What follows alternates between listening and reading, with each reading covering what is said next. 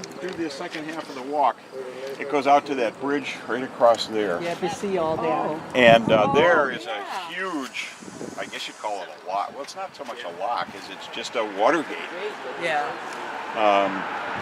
But yeah, they close these occasionally to make sure that they're closed when they run them. So all of this stuff. Too high over there. No, I know. But this must have been.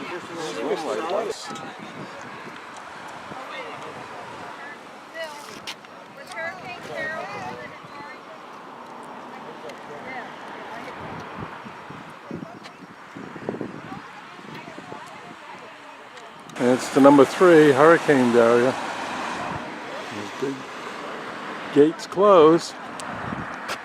Oh, what's that?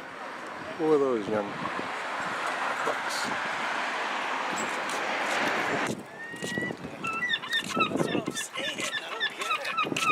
He's got a keeper there.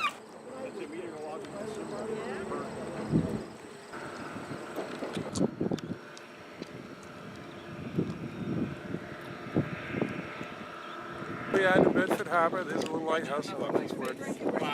And there's a group, small group today. There's some groups in Niagara Falls. We can wave. Hello.